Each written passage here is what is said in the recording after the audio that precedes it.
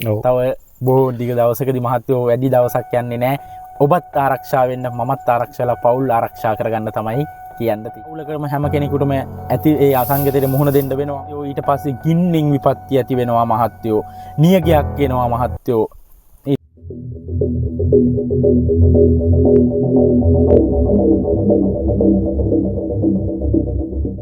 සාධන පිළිගන්න පිළිපිට නාලිකාව තුළින් අයිබෝන් කුමාර මහත්තයා. අයිබෝන් මහත්තයා. ඇත්තටම දැන් මිනිස්සු ඔබතුමාට බයිනවා එක එක්කෙනාගේ අනාවැකි අහුලන් ඇවිල්ලා කියනවා කියලා.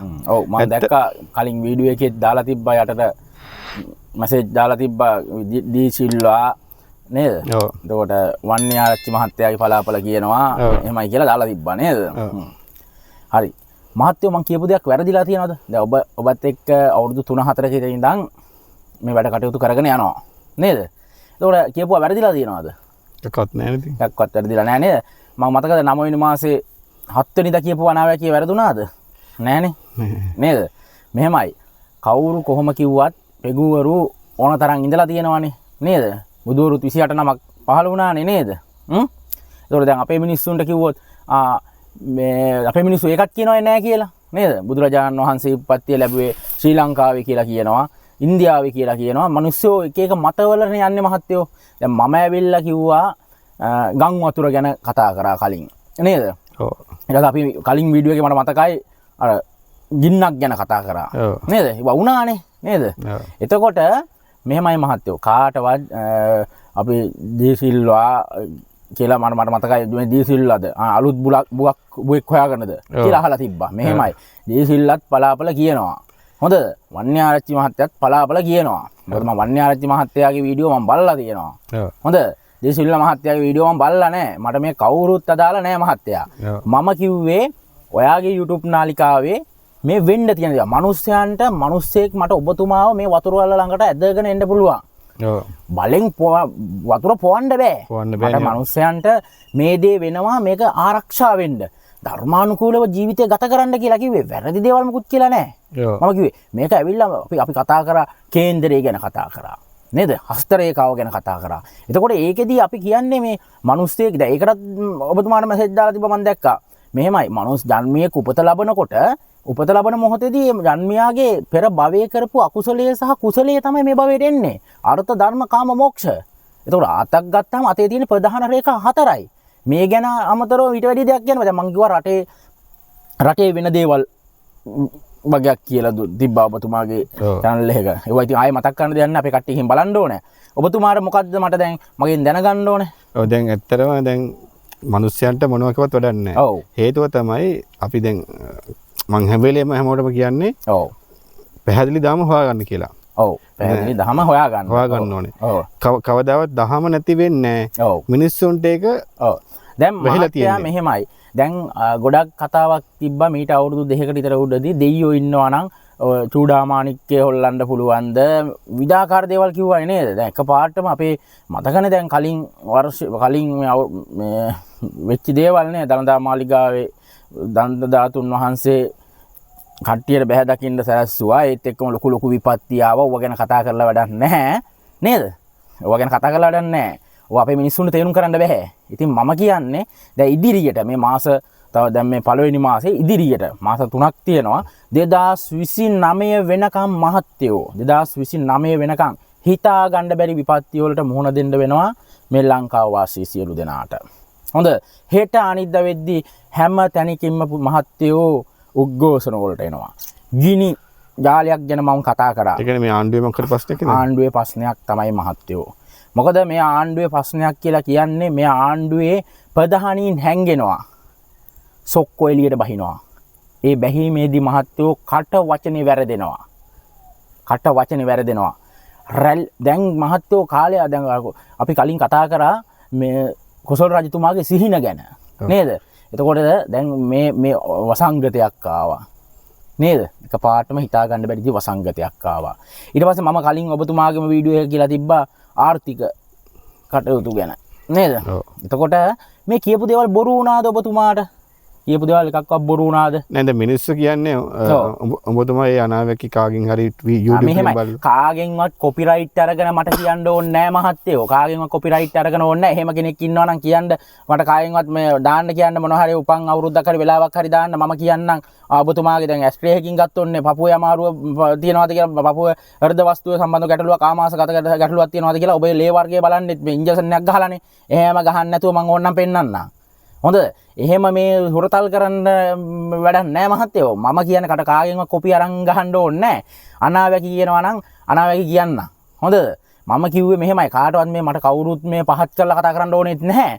මම කිව්වේ මිනිස්සුන්ට මේ දේවල් කරහල්ලා ධර්මානුකූලව ජීවත් වෙයල්ලා පුළුවන් තරම් මේ හැප්පුණාට පස්සේ මේ දේවාල වලට මේ පන්සල් වලට ගිහිල්ලා බෝධි පූජා තියලා වැඩක් නැහැ මහත්තයෝ. එව්වා කරනවා නම් මහත්තයෝ දෙයක් වෙන්න කරින් කරන්න ඕනේ මහත්තයෝ. මේ පපුවේ අමාරු හැදුනා කියලා බෝධිරජාණන් වහන්සේ මතක් කළා වැඩක් නැහැ. මෙහෙමයි කරන්න ඕන වත් පිළිවෙත් තියෙනවානේ. S2 පේන්නේ නැත්තම් ආලෝක පූජා කරන්න කියලා තියෙනවා. නේද? නේද? එතකොට ගියක් දොරක් නැත්තම් මුතු කුඩ පූජා කරන්න කියලා කියනවා. හෙවණක් හම්බෙන්න. ධර්මයේ ඌවා තියෙනවානේ.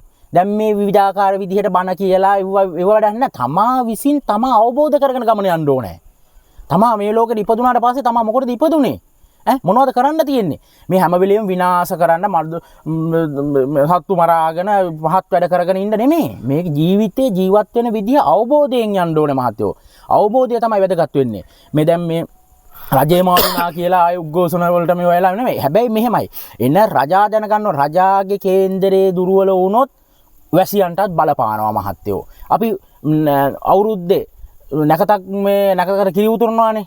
නේද? අපේ නැකතටද කිරි උතුරන්නේ?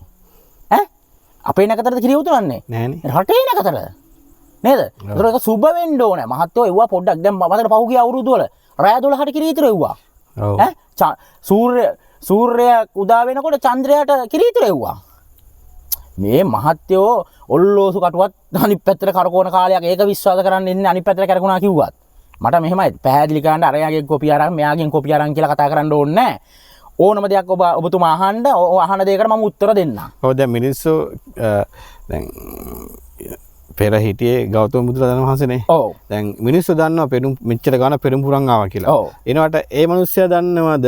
ඒ මිනිස්සයා තව කොච්චර පෙරම්පුරන් ඕනද කියලා? මහත්තයෝ මේකනේ ගෞතම බුදුරජාණන් වහන්සේ දුෂ්කර ක්‍රියා අවුරුදු 3ක් කරේ නැද්ද?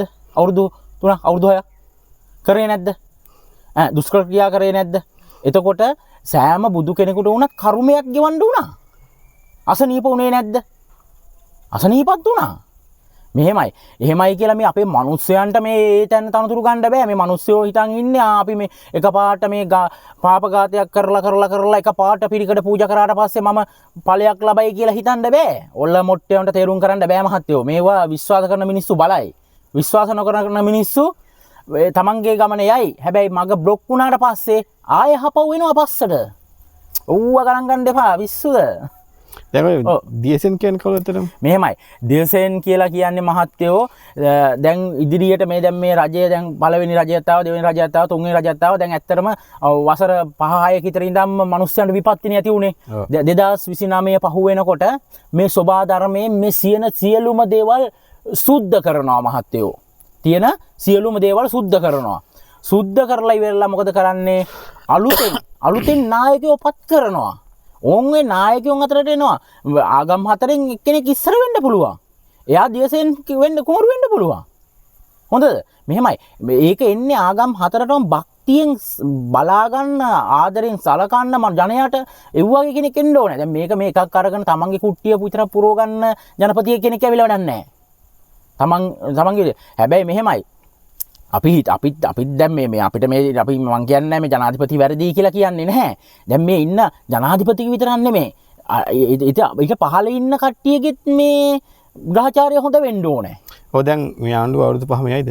මේ ආණ්ඩුව අවුරුදු 5ම අදිනවා මහත්තයෝ. මේක නතර වෙන්නේ නැහැ.